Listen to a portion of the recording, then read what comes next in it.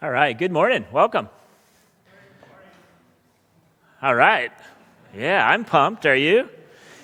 You guys, legendary stories of Jesus Christ today. The feeding of the 5,000, the only miracle that's in all four of the Gospels, and then the walking on water. You know, when you think Jesus and you think, I'm going to write a kid's Bible storybook, you think of these two miracles. But what is going on? What are we meant to take out of these miracles? That's what we're going to dig in today. To start moving in that direction, I want to ask you, can you think of a moment in your life when you felt totally satisfied, fulfilled? You know, the just everything. It was like, yes, I am here. This is it. Is there a moment, maybe a recent one, maybe in the last year, where you just felt great? I was thinking of one moment that comes up periodically in my life is at the very beginning of a road trip. And because there's so much lead up to time away, so much lead up to vacation, you're trying to get all your work done, you're trying to get all your work done at your house, your yard, clean up, you got to pack all this stuff, you got to get some food to take with you. And and there's some great sort of promised land at the other end. For us, it's often like 1,000 miles of driving through, snow and minus 30 to get to another place, Minnesota, that's where my parents live, and almost exactly the same as here. So it's not really like a weather destination, but it's this moment where it's the beginning, and finally we get to that place where we're in the car, Crystal's there, the kids are there, the garage door is closing, we're driving away. A couple minutes, I got a coffee in my hand, I got the Spitz to my left, and it's the sun sometimes is shining, and it's just like, what a moment. But something I found is that it doesn't last. Have you experienced this?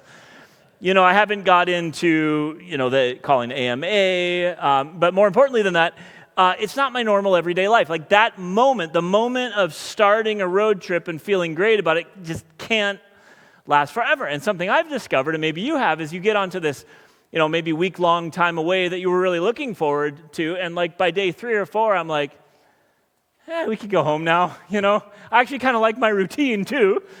And then you get home and then you look at your credit card bill and you're like, the residue of this trip is going to actually last for a little while. And like staying in that place of fulfillment and satisfaction, it's like somebody pouring Coke into your hands, and you're drinking it, you're like, this is delicious, but like very soon it's just residue. That's kind of like when you're looking at the photos afterwards, it's like licking the Coke off your hands. It's like, it's kind of great, but it just reminds you of what isn't happening anymore, actually. I wonder sometimes if people were more satisfied before we had photos. But out of 10, what do you think is the average level of satisfaction in your life? I mean, that's a pretty deep and personal question. So today we're going into this whole topic of satisfaction in life. We're continuing on in John. Today's talk, much like a few other things we'll run into in John, is just the first half of kind of a 2-part story. So these miracles happen in the next week. We're looking at the longer passage, the longest passage actually that we'll read publicly in the whole Gospel of John next week, where Jesus talks about this miracle, these miracles that have happened. But today, 2 big miracles and 3 big truths about finding deep and full and lasting satisfaction in your life. And don't we want it?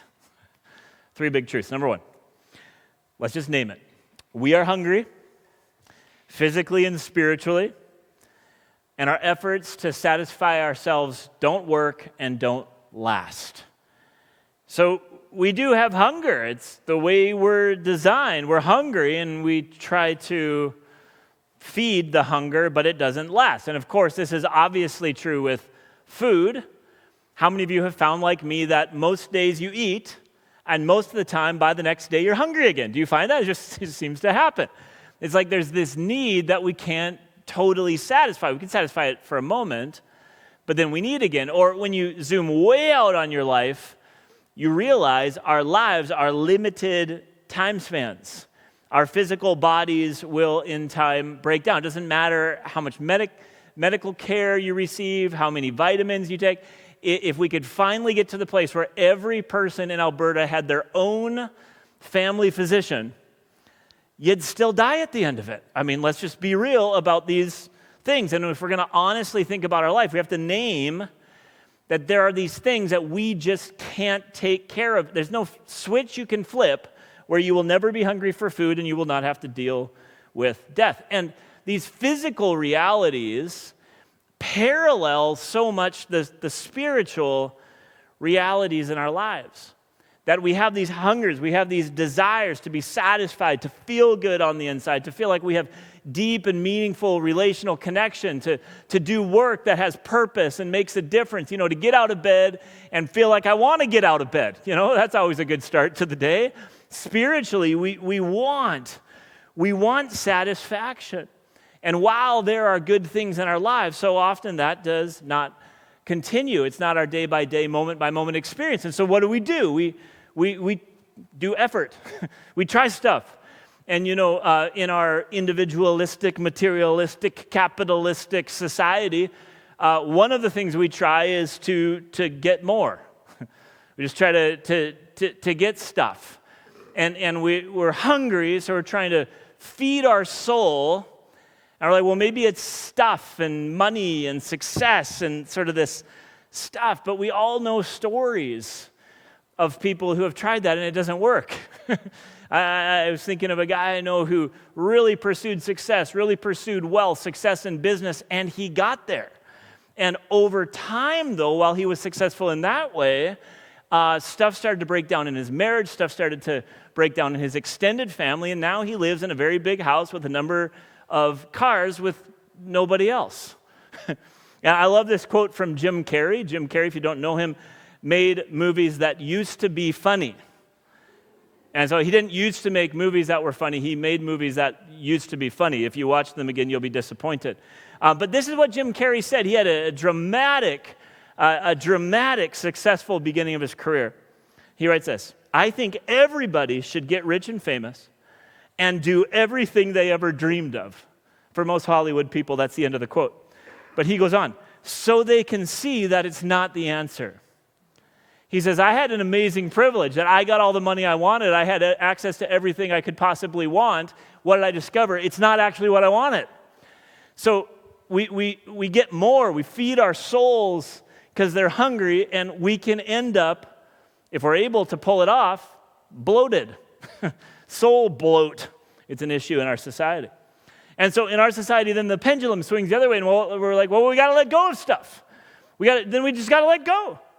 And, there's this renewed and growing interest in Eastern religions, Eastern spirituality, because it's about letting go. Okay, well, if that wasn't the answer, if materialism and individualism and a bigger house and all these cars isn't the answer, then I just got to let go of everything, and I got to get to nirvana, where I finally just accept the fact that this physical world is not what I'm looking for. I just let go of it all. I sat over lunch a couple years ago with a guy who used to go to our church and had walked away, and I was asking him about that, and the whole time he preached to me about minimalism. I was just like getting rid of stuff. I want to buy nice stuff and have less stuff, and listen to all these authors and podcasters about minimalism, but it's like, what do you have at the end of it? It's like you've gotten rid of some of the junk, but you haven't filled yourself up with anything. I mean, minimalism will not help you understand what your purpose in life is. It will not help you understand where you came from or what you're going to or what you should be up to every day. And so while getting more leaves our soul bloated, just letting go without any sort of a refill leaves us empty. I mean, so it's like you're hungry, so you ate too much, and then you felt bad about that. You didn't feel good. So then you thought, well, I know what the answer to hunger is. Don't eat. That's Eastern religion, like summed up in a really crass way. Just stop eating, then you will find what? Nothing. There's nothing there. We end up bloated or empty. Being honest with yourself, how are the efforts going for you? How's the DIY fulfillment, satisfaction going for you? And where do you long? I mean, maybe a better way to frame the question. Where do you long to experience great and deep and lasting fulfillment and joy and satisfaction. We're hungry physically and spiritually, but our efforts to satisfy ourselves don't work and don't last. But there's this clue. There's these clues that we see every day just in our normal lives. In the same way our physical hunger in some ways parallels our spiritual hunger, so there is a parallel between physical and spiritual provision. Think about this. How did you get here today? And I mean, I hope you remember the drive and the things you did this morning, but, where did we come from? How did you get a body and hands and consciousness and an awareness and even some sense of longing that you were created for more? Like, where did that come from? And we look back and go, well, it was a miracle. I had this, I was standing at the back of Connors Hill a week ago, and somebody during communion came up and had a 3-week-old baby and handed the little baby to me. I haven't held a 3-week-old while they were getting communion, and I haven't held a 3-week-old baby. I always hold them like this, because I got big hands. But I was like, oh, what a miracle. I mean, every baby, it's like, wow, new person. I mean, it's incredible. It's incredible. And so we have this clue that there's this miracle of life, but there's also miracle in the day-to-day. I mean, every day we get hungry and we fill it up. And how do we fill it up? We fill it up with miracles. What is happening all over the world? People are just sticking these little pieces of something in the ground. And to this day, scientists can explain a lot of things about how seeds work, but really there's a deep mystery that science has still not uncovered in terms of the why and how of seeds. But we stick these little things in the ground and they grow us grain and they grow us fruit trees and we eat, or fish or chickens or cows, we eat stuff. It's just like it's a miracle. We're walking around being sustained by miracles. Might there be also miraculous, supernatural, finger of God provision that is available for deeper satisfaction and long-term rescue? Let's go into the story. Number 2, Jesus' miracles reveal his identity and demonstrate his ability, his unique ability, to truly satisfy not just our stomachs, but our souls. And I want to walk into this with you a little bit. Jesus' miracles reveal his identity and demonstrate his ability to truly satisfy. Now, these miracles happen, like much of Jesus' ministry, around the Sea of Galilee. Many of the villages that you hear about in Jesus' ministry are on the shore of the Sea of Galilee, Capernaum, Bethsaida, other ones. His disciples came from many of these places. These are fishing villages. The society, the culture here is poor, agrarian, oppressed by the Romans, over 50% tax.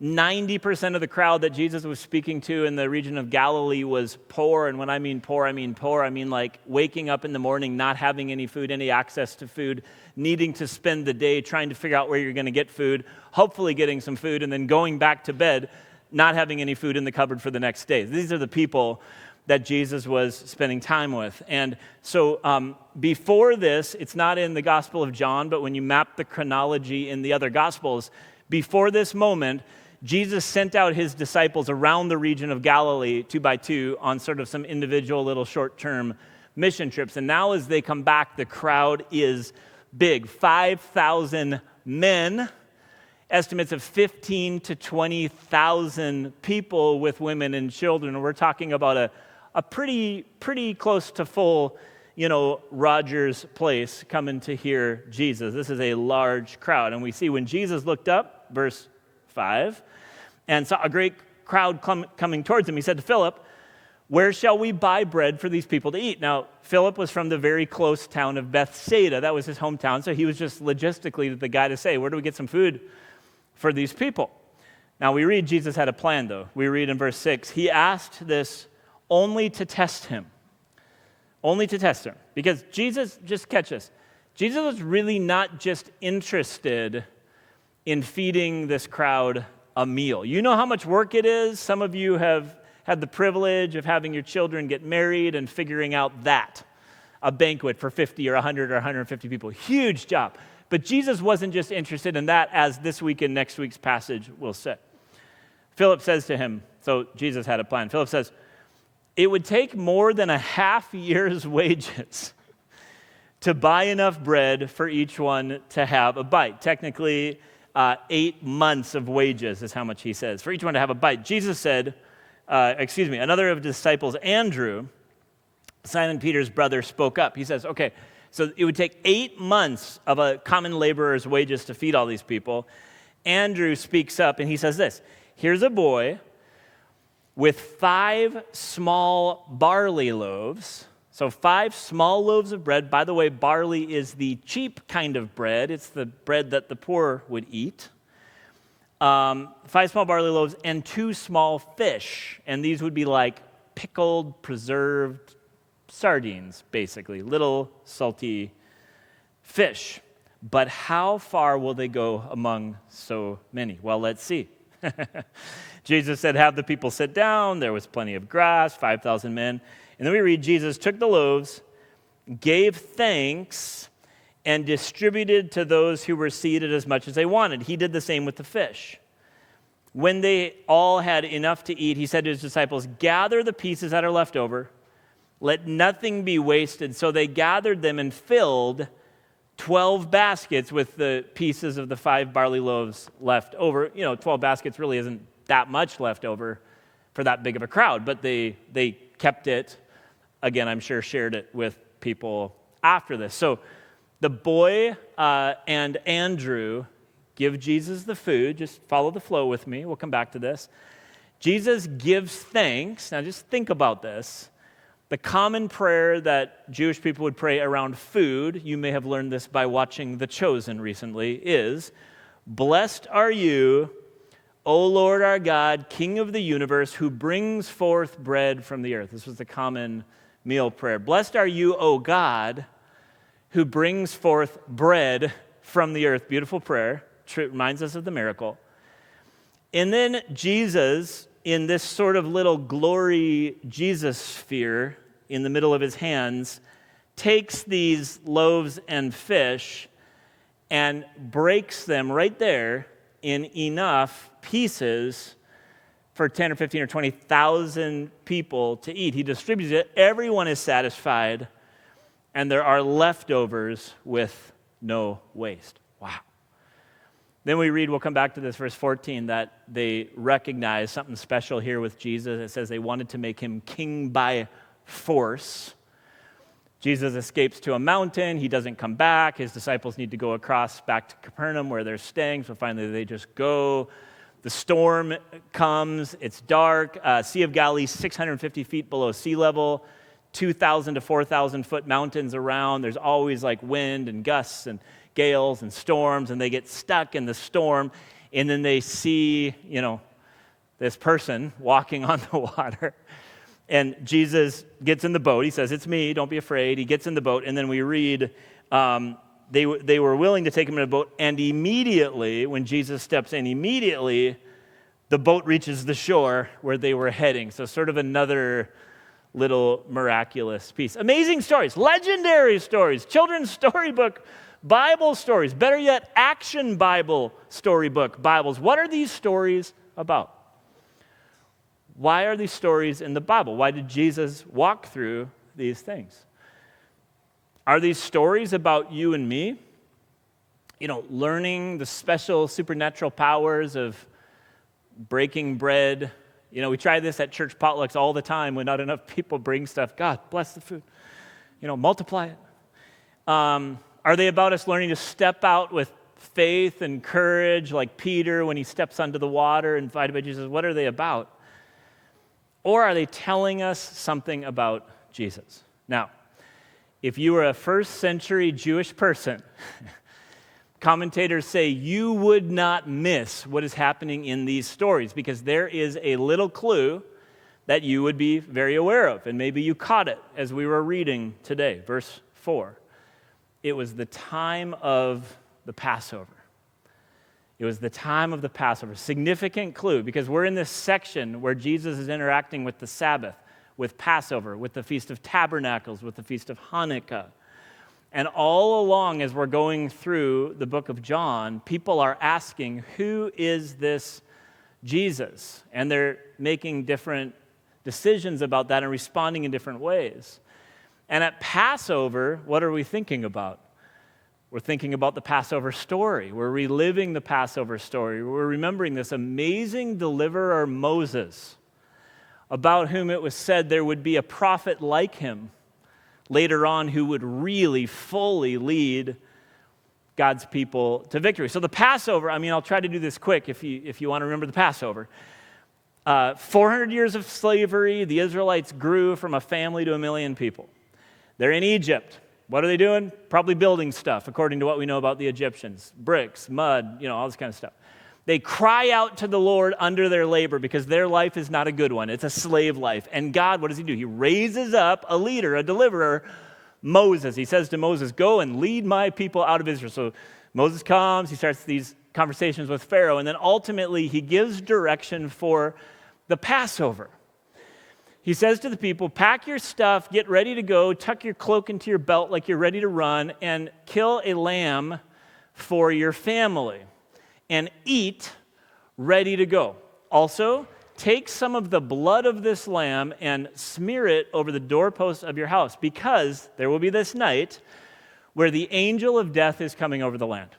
And that angel of death will go into every home, and there will be grief, and there will be wailing, because the firstborn in that home will die. But if you have the faith to spread the blood over your doorpost, the angel of death will pass over your home, and your firstborn will be spared. And so this is the Passover. So this happens. The firstborn all across Egypt was killed. Pharaoh finally relents and says, go, get out of here. God causes the Egyptians to look favorably on the Israelites. They actually give them all kinds of gold and treasure as they go. They leave. They're escaped. They're released slaves, but really soon they get to the Red Sea. Just come with me, a couple more steps here. They get to the Red Sea. Pharaoh has second thoughts. He just lost 1 million slaves. He liked his first pyramid. He wanted a second one, so he follows them, and they're stuck. Pharaoh in the sea. What does God do? Through the leader Moses' staff. See, you've seen Charlton Heston do this. The sea parts. The Israelites walk through. The sea comes back down on Pharaoh, and Israel is free, but they're not totally free because they're in the wilderness. And it will actually take them 40 years of wandering towards the promise of the promised land before they actually get into the promised land. And in this wilderness place, what happens? Every single day except Sabbath, the Lord provides that manna appears on the ground. What is manna? That's what manna means. Manna means what is it? That's what the word means. What is it? It's something like coriander seed with honey.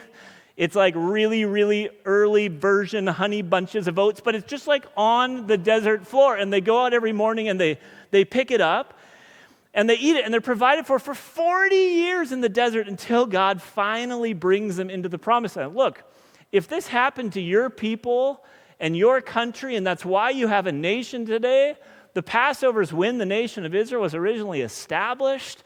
You celebrate it. What a story. This is who we are. This is who we come. And so when they read verse 4, of course it wasn't called verse 4 until more recently, but when they read verse 4, it was at the time of Passover. They're thinking of all of that.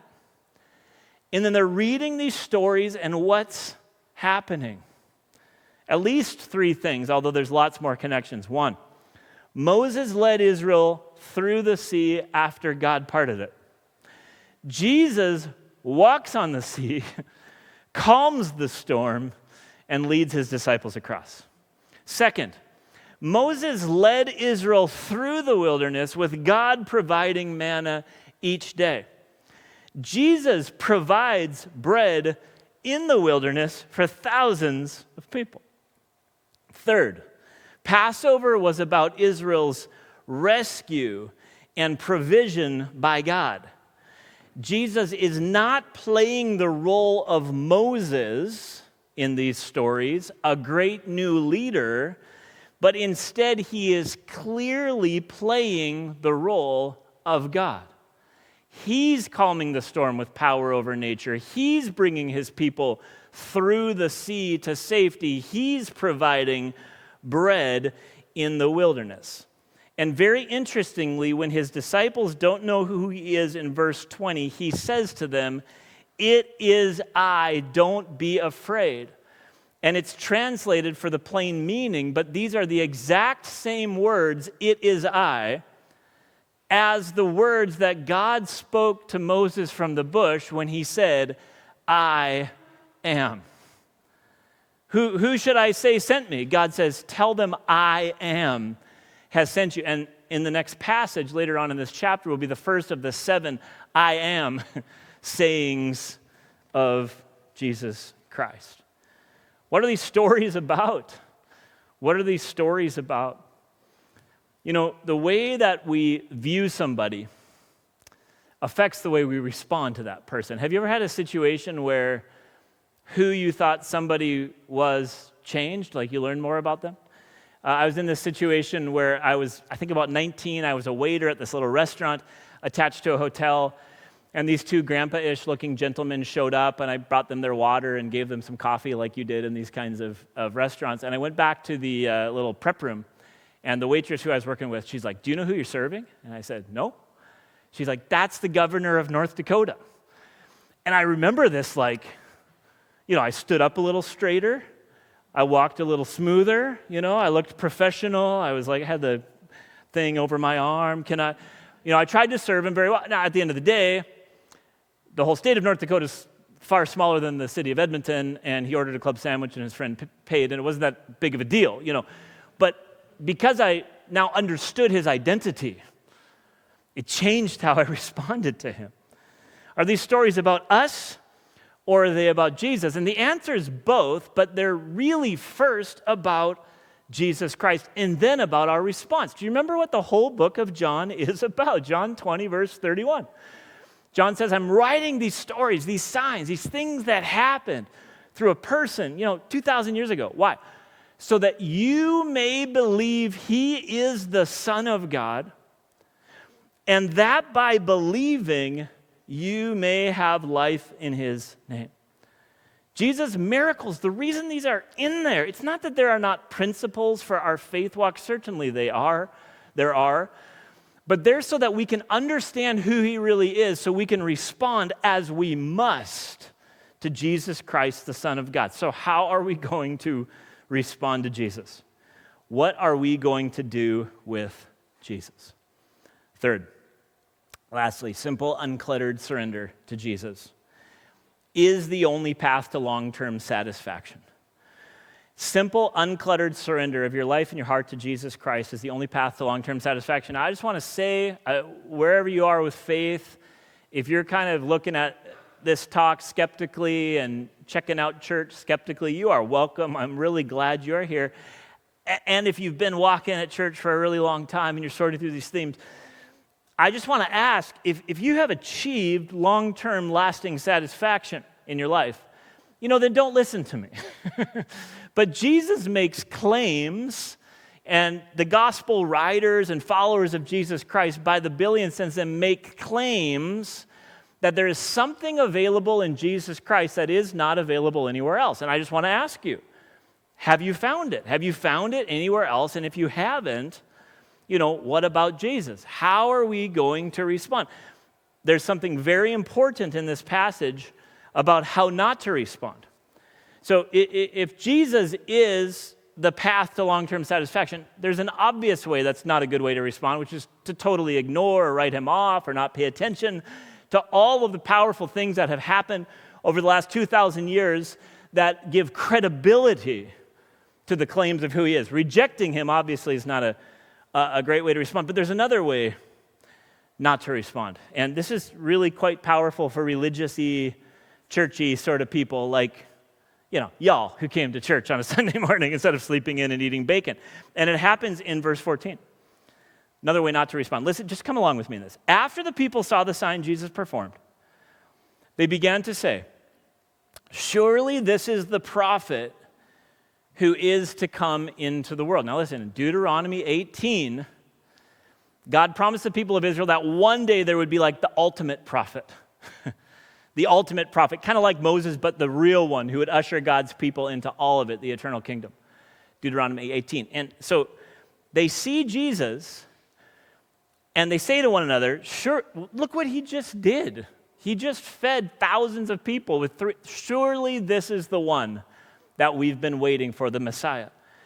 And here's what I want you to hear. They're right. They're absolutely right. They see Jesus for who he is. He is the ultimate prophet, priest, and king. He is the new and better and perfectly able Moses and David. He is the one who all our hopes rest on. They see him for who he is, but then listen, verse 15.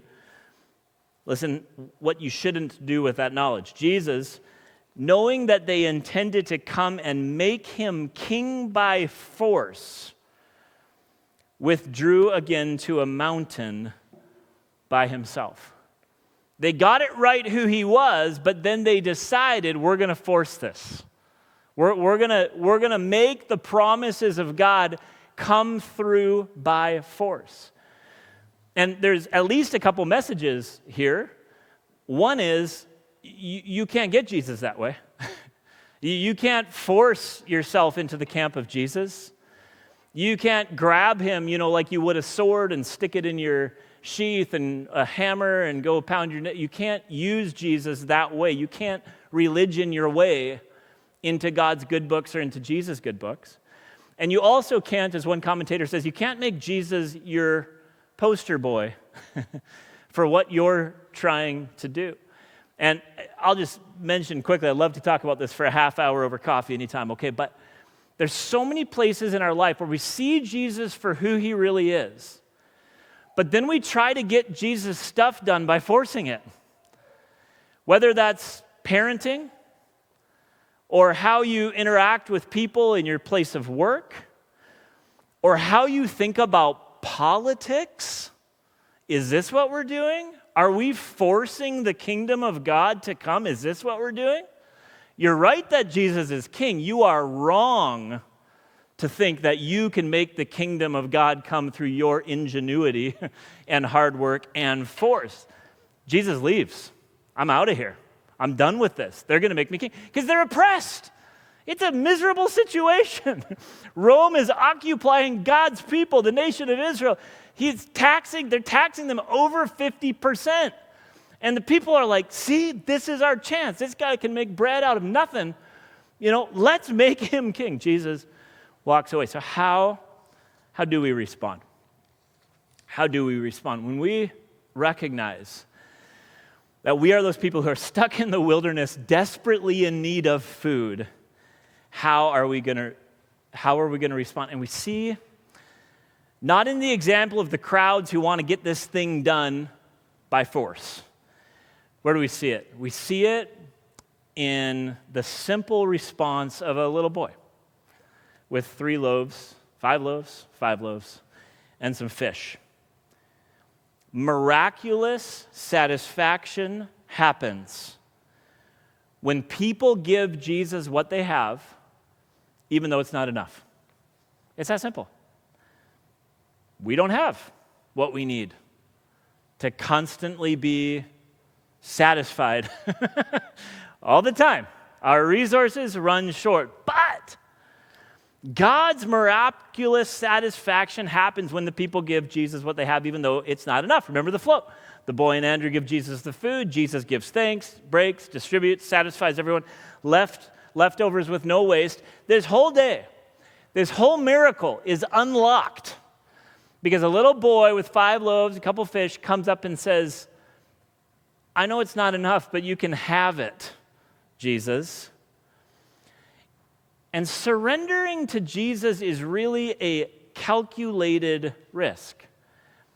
It's not foolish. It's not pie in the sky. It's looking at the evidence. It's looking at the things that our heart feel. It's looking around at the world. It's thinking about relationship. It's considering the things that are out there. It's a calculated risk with the hope for a great reward. Think about it, though. It's letting go of what can't actually do the job you're trying to get it to do anyway, with the possible hope that God, if you gave him everything you had, could do even more in your life. Foolish surrender is like participating in the Oilers 50-50. It's fine if you look at it as a donation, recognizing half of your donation goes to a worthy cause and half goes to a lucky person, but you are not going to win. How many of you have won the Oilers 50-50? It's just zero. Just did a quick research That's foolish surrender. That's like, here's my money, And I'm sure we've all done things like that because it's like $5 million, that would be great. But wise surrender is letting go of something you can't hang on to with the risky hope that it might actually really pan out for the better. And just an image that came to my mind, I don't know if you saw on the news, many in the floods that are happening in Brazil, cutting holes in their roof, getting on their roof, waiting for the helicopter.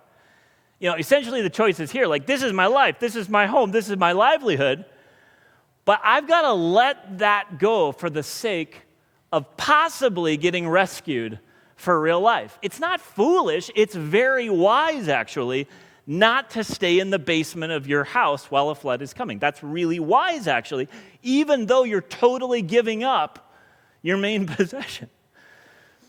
And I would say to you that you and I will never find true satisfaction unless we risk surrendering to Jesus. And it is a risk. It is a risk to lay everything on the line for Jesus Christ. But surrender is the key that Jesus says unlocks the door to true and full fulfillment. Practical surrender means inviting Jesus to be the Lord and King and boss of your life, for real. Not keeping any sections for yourself. It means beginning a daily, lifelong apprenticeship with Him. God, teach me. Teach me how to live by your Spirit, by your word, by your people. It means daily letting go of the things that don't last or anything that hurts your relationship with God and others.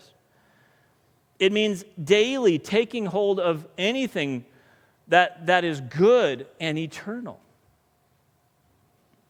There is a risk, but when you walk through that door, the promise is you will get so much more back, plus eternal life. And the theme of Passover also helps us reflect on the type of God we're surrendering to. What kind of God is this? Because this is the second of 3 Passovers in John. The first one is when Jesus came into the temple and gave this kind of cryptic, tear down the temple, and in 3 days I'll raise it up again, identifying himself as the real temple. Here's the Passover where he's, the second one in John, where he's supplying the sustenance and satisfaction people need. But the third one we will find out, the third Passover in John, that Jesus is more than the one who gives us bread in the wilderness. At the beginning of John the Baptist saw Jesus and said, "Behold the Lamb of God who takes away the sins of the world." And in the last Passover, we see who Jesus really is. We see what the character of God is really like, that Jesus actually is the Passover Lamb. The one who personally and sacrificially gives himself up to defeat our greatest enemies, the stuckness of sin and the ultimate destiny of death. Jesus beats them by becoming the Passover Lamb. He gives us the opportunity spiritually to spread his blood across the doorposts of our life and gives us grace, offering eternal rescue and provision.